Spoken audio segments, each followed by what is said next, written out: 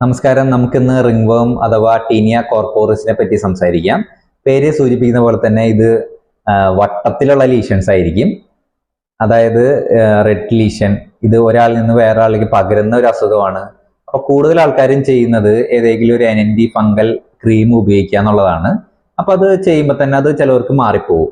പക്ഷേ ചില ആൾക്കാർക്ക് ഇത് റെക്കറൻ്റ് ആയിട്ട് പിന്നെയും വരാനുള്ള സാധ്യത കൂടുതലാണ്. അതായത് ഈ ക്രീം തേക്കുന്നു, മാറുന്നു, ചിലപ്പോൾ 1-2 ആഴ്ച കഴിയുമ്പോൾ പിന്നെയും വരുന്നു. അപ്പോൾ അത് ഈ സൈക്ലിംഗ് ഇങ്ങനെ കണ്ടിന്യൂ ചെയ്തുകൊണ്ടിരിക്കും. മറ്റു ചിലർക്ക് ചിലപ്പോൾ ഈ റെഡ് ലീഷൻ ക്രമേണ അതിന്റെ കട്ടി കൂടാൻ തുടങ്ങും. കട്ടി കൂടി ബ്ലാക്കിഷ് ലീഷൻസ് ആയിട്ട് നിൽക്കും. അതിന് ആനയുടെ സ്കിന്ന് പോലെ അത്രയും ചിലപ്പോൾ കട്ടി വരെ വരാം. അപ്പൊ ഇങ്ങനെയുള്ളവര് റെക്കറന്റ് ആയിട്ട് വരുന്നവര് കുറച്ചധികം കെയർ എടുക്കേണ്ടതാണ്. അതായത് കുളിക്കുന്നത് ഇപ്പോൾ 2 നേരമെങ്കിലും കുളിക്കാൻ ശ്രദ്ധിക്കുക. പിന്നെ നല്ല രീതിയിൽ ഡ്രൈ ആക്കി വെക്കുക ശരീരം കുളിച്ചതിന് ശേഷമായാലും. പിന്നെ കോട്ടൺ ഡ്രസ്സ് ഉപയോഗിക്കുക, നല്ല ലൂസായിട്ടുള്ള ഡ്രസ്സ് ഉപയോഗിക്കുക. പിന്നെ വേറെ ആൾക്കാരുടെ ഡ്രസ്സ് ഉപയോഗിക്കാതിരിക്കുക, നമ്മളുടെ ഡ്രസ്സ് വേറെ ആൾക്കാർക്ക് ഷെയർ ചെയ്യാതിരിക്കുക.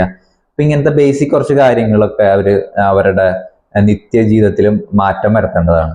പിന്നെ അതോടൊപ്പം എക്സ്റ്റേണൽ ട്രീറ്റ്മെന്റ് മാത്രം മതിയാവില്ല, ഇന്റേണൽ മെഡിക്കേഷൻസും ആവശ്യം വരും. അങ്ങനെയാണെങ്കിൽ മാത്രമാണ് ഇത് പൂർണ്ണമായിട്ട് നമുക്ക് മാറ്റിയെടുക്കാൻ പറ്റുള്ളൂ. Thank you.